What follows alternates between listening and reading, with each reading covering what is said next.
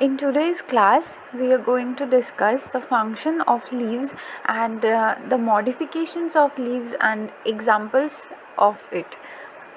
The leaf can be broadly divided into two types. One is simple leaf and another is compound leaf.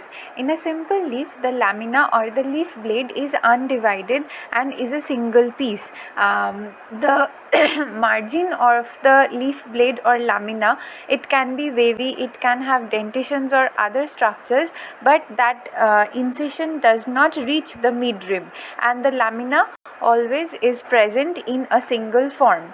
And the simple leaves are seen in banyan tree, peepal tree, etc.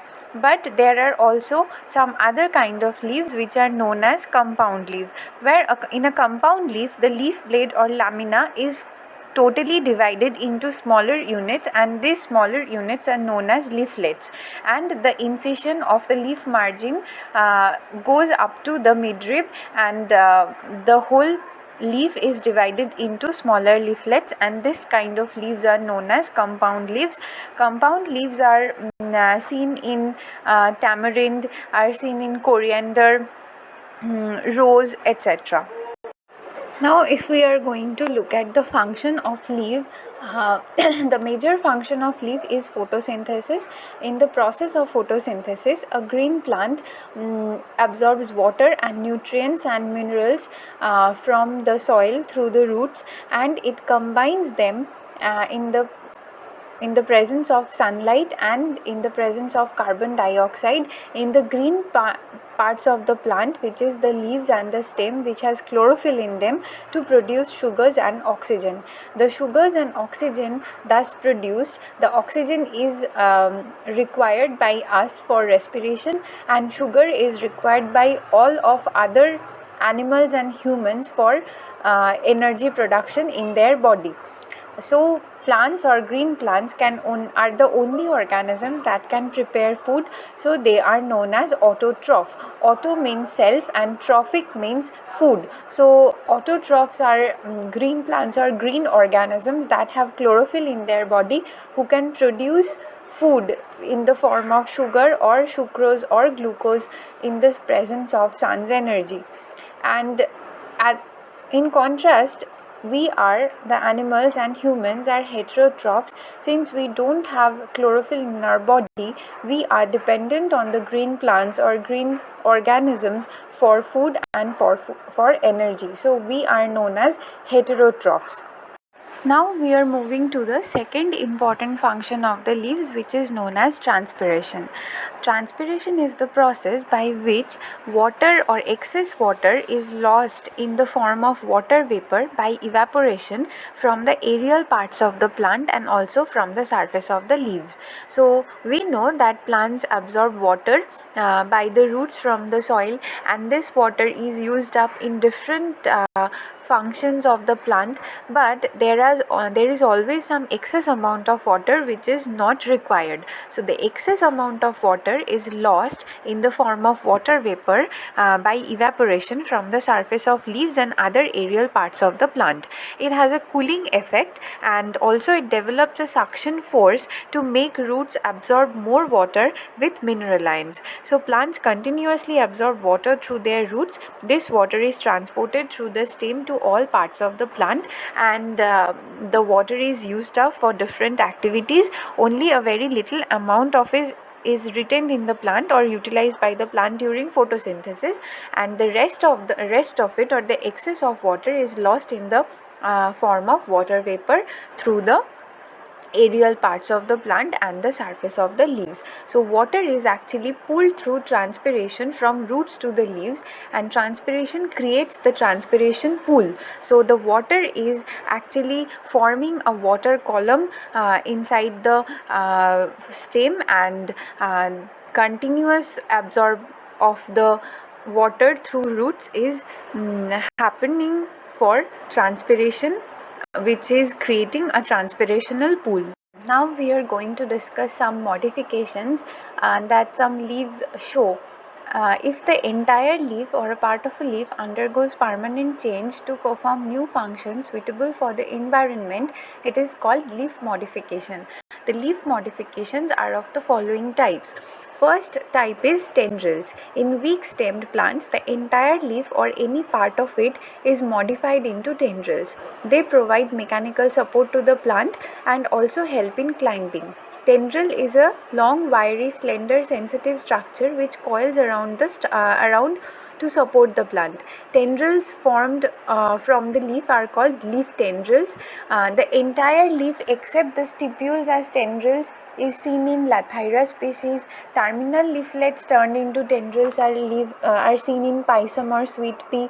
Leaf apex as tendrils is seen in Gloriosa species, and stipules as tendrils can be seen in Smilax species, and petiole as tendril can be seen in Clematis species. And also we can see some spines. In some plants, leaves are modified into sharp pointed spines. They help in reducing the rate of transpiration in xerophytic plants. The xerophytic plants are plants which are grown in areas where rainfall is very scarce, and also protect the plants from herbivorous animals.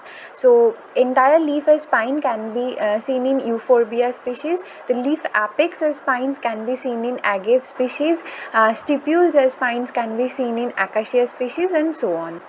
And in some xerophytic plants and in underground stems, the leaves are reduced to small colorless dry membranous structures called as scales. The scales can be seen in ginger and also in onion. In desert plants, these scale leaves are present on phylloclads and they reduce rate of transpiration, so they reduce the rate of water loss. In underground stems, they protect the axillary and the terminal buds. Examples are Casuarina, Zingiber, Allium, etc. So these are the modifications that can be seen in leaves.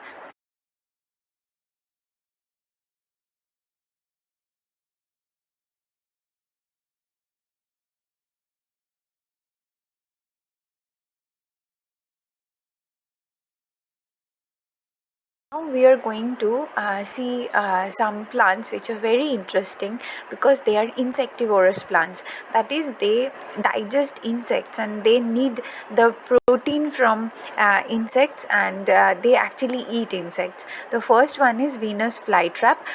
Venus flytrap, actually the leaf of Venus flytrap is modified into a door-like structure.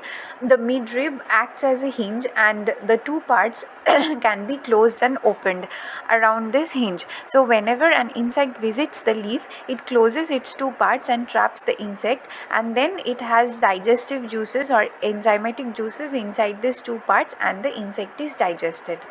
Then there is pitcher plant. In pitcher plant, the lamina is modified in the form of a pitcher, and the apex of the leaf forms the lead of the pitcher, which can be closed and opened. The petiole becomes leaf-like, which manufactures food. So whenever an insect like ant or a fly sits on the rim of the pitcher, the lid closes and the insect is trapped inside the bottom of the pitcher, and the bottom of the pitcher contains enzymatic juices which actually digests the animal protein. The pitcher plants are found in Garo and Khassia hill regions of Meghalaya. The soil of this region are deficient in nitrates. The pitcher plants utilizes the insect's protein to convert it into nitrates. Then there are bladderworts. Bladderworts are highly segmented leaves. Some of the segments of these leaves form small bladder-like structures, and inside this bladder-like structure there is enzymatic juice present, and there is an entry point of this bladder. Whenever an insect enters into it, it gets trapped inside and it cannot come out, and the plant digests the insect and derives the insect protein from it.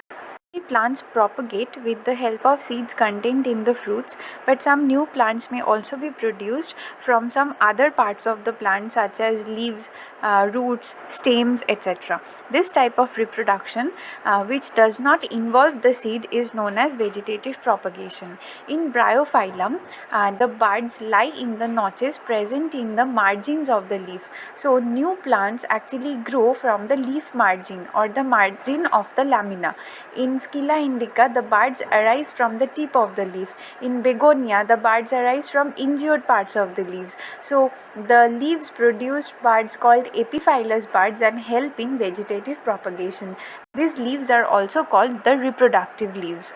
When these buds fall in the moist soil, they begin to grow as tiny young plants or plantlets and then grow into mature plants. So, this process of reproduction, which does not include or does not involve seeds of the fruit, is known as vegetative propagation.